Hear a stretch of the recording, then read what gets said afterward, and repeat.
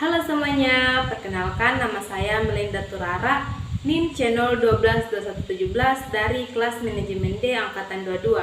Di sini saya akan membuat video kunjungan perusahaan virtual untuk memenuhi tugas kuliah mata kuliah manajemen UKM. Pada tugas kali ini, saya mengambil perusahaan kosmetik dari PT Kosmetika Global Indonesia. Selamat menonton.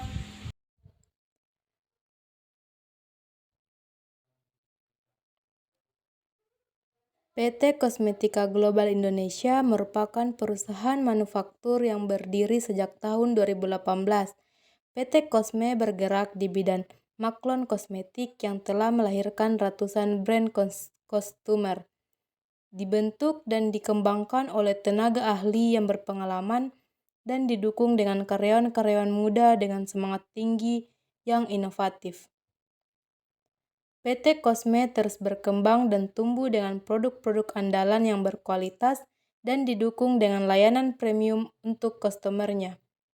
PT Kosme telah memenuhi syarat-syarat standar produksi yang telah melalui uji layak produksi dari BPOM, serta memiliki standar operasional prosedur setara internasional dalam proses produksi, pengemasan, sampai dengan penyimpanan hasil produksi. Setiap karyawan di PT Kosme merupakan orang yang ahli di bidangnya masing-masing. Bersama dengan sebuah tim, PT Kosme memastikan customer berada di tempat yang tepat, di mana customer dapat memperoleh produk kosmetik atau perawatan kulit terbaik. Tim PT Kosme memastikan customer memperoleh pelayanan terbaik pada setiap detail produk diproduksi pada PT Kosme. PT Kosme telah dipercayai oleh berbagai perusahaan dan ahli kecantikan, melayani dengan sepenuh hati, memberikan pelayanan terbaik dan kualitas kepada customer. Baik, materi pertama yaitu segmentasi pasar dari PT Kosmetika Global Indonesia. Yang pertama itu segmentasi demografis. PT Kosmetika Global Indonesia menggunakan segmentasi ini sebagai dasar utama karena industri kosmetik sangat dipengaruhi oleh poin A yaitu jenis kelamin. Fokus utama pada perempuan, tetapi tren kosmetik pria juga berkembang. Poin B usia, target utama mungkin wanita usia 15 hingga 45 tahun. Poin C pendapatan. Produk disesuaikan dengan kelas ekonomi seperti ada produk premium dan produk terjangkau. Dan poin D, pekerjaan dan pendidikan. Profesional muda dan mahasiswa sebagai segmen penting. Yang kedua, segmentasi geografis.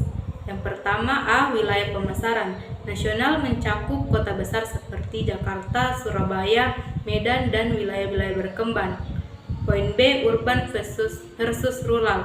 Fokus utama di daerah urban karena tingkat konsumsi kosmetik lebih tinggi. Yang ketiga, segmentasi psikografis.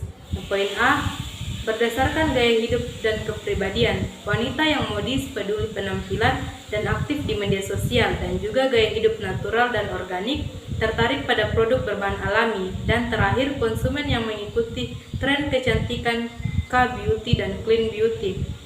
Poin yang keempat, segmentasi perilaku. Poin A, manfaat yang dicari, yaitu mencerahkan kulit, mengatasi jerawat, anti angin, dan lain sebagainya. Poin B, tingkat loyalitas.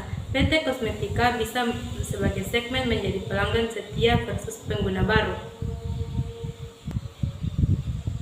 Poin C, frekuensi penggunaan harian atau makeup dasar, mingguan atau perawatan, sesekali atau produk premium. Poin D, respon terhadap promosi.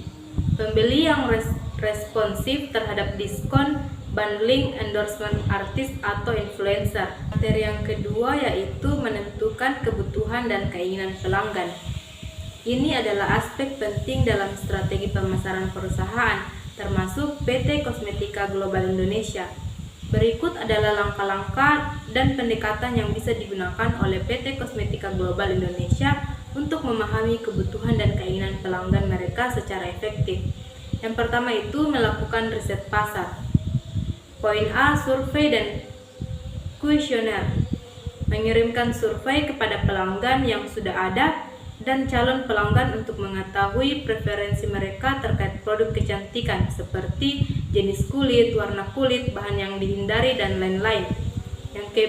Poin B, wawancara dan fokus grup, menggali secara mendalam motivasi dan kebutuhan emosional pelanggan terhadap produk kosmetik. Poin C, data analitik, menganalisis data penjualan, perilaku pembelian, dan tren pencarian di website atau media sosial. Yang kedua, pemanfaatan media sosial dan UGC atau User Generated Content. Poin A, monitoring media sosial, mengamati komentar, tagar, dan ulasan di platform seperti Instagram, TikTok, dan Shopee Live. Poin B, interaksi langsung, membangun komunikasi dua arah dengan pelanggan termasuk polling dan sesi tanya jawab. Poin C, influencer dan beauty vlogger, melibatkan beauty influencer untuk mendapatkan insight langsung dari komunitas dan pengguna kosmetik. Poin 3, produk uji coba dan feedback konsumen. Poin A, menyediakan produk sampel untuk dicoba pelanggan. Poin B, meminta ulasan dan masukan langsung untuk memperbaiki formulasi, kemasan, maupun harga. Poin C, meningkatkan retensi pelanggan.